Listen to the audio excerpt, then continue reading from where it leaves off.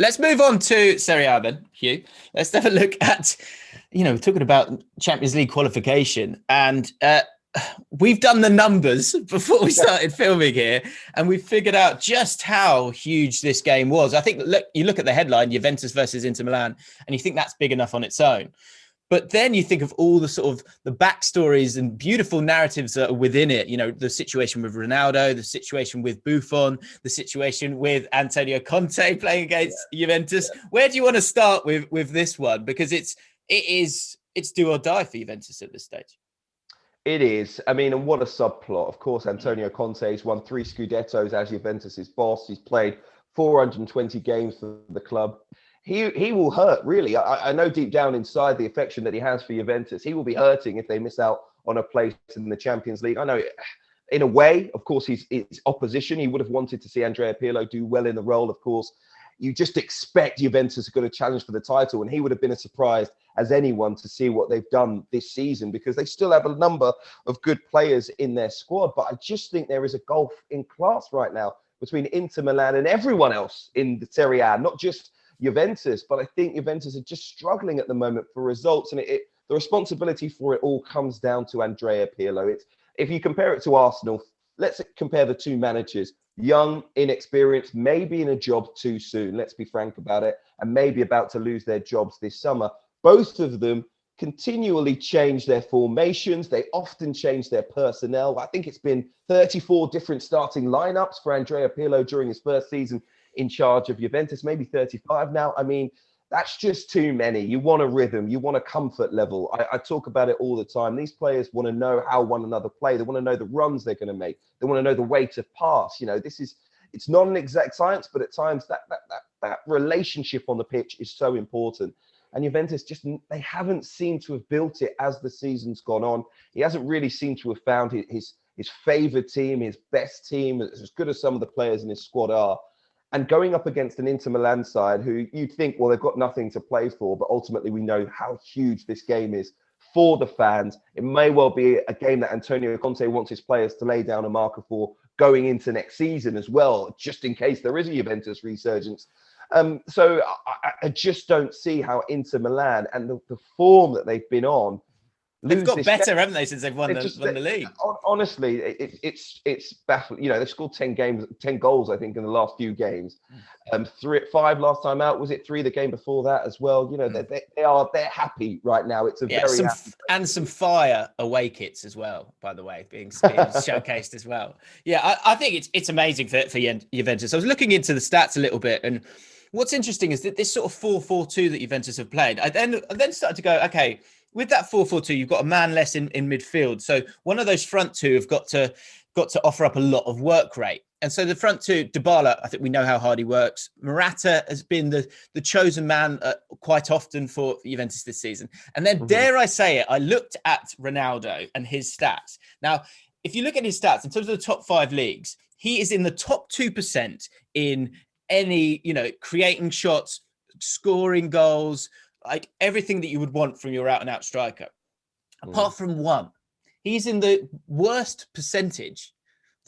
So 99% of players in the forwards in the top 5 leagues have better level of pressures per game. Now, I know that's not Ronaldo's job, and I'm not blaming him for that. He's a Rolls Royce and he plays in a different way. But I do wonder if the players around him and that second striker has been a problem for Juventus this season. And when I look at this game, I'm concerned about that midfield 3 of Inter Milan. And I wonder if, it would, again, another poetic storyline to a point, is that central midfield area, that place where Pirlo lived and breathed and rejoiced with his passing ability and owning those midfields. I wonder if that could be the killer for Juventus and their Champions League hopes. Because you look at the games for the other teams here, and it could go to the last day, but it could be over this weekend, couldn't it?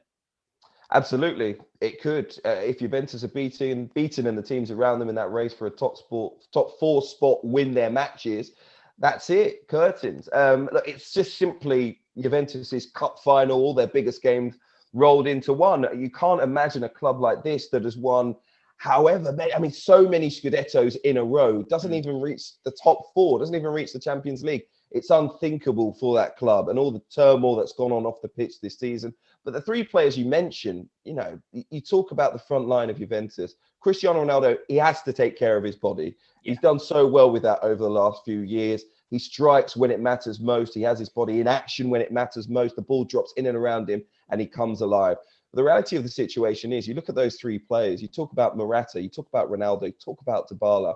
What are they like when things aren't going right? What are they like when the game isn't going their way? I'd love to say that their approach to matches and their attitude is always 100%, but there are egos there that get frustrated when things aren't going right. They're not used to that in their careers. They're used to being at big, successful clubs and worrying about winning league titles.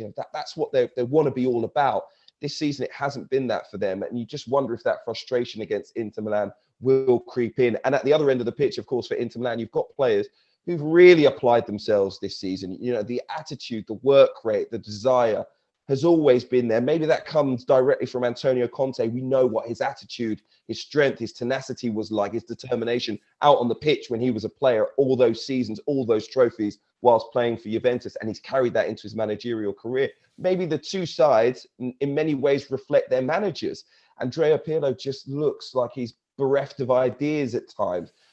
I find it really difficult to think Juventus are going to win this game. For me, when you think about it, the only thing that I could find that would be a positive side, a good omen for Juventus was, of course, the last time that Inter Milan lost 17 games ago. It was in the Coppa Italia. It was the last time they conceded more than one goal, but it was against Juventus. So they have beaten them this season, although, that came in the Coppa Italia last time around.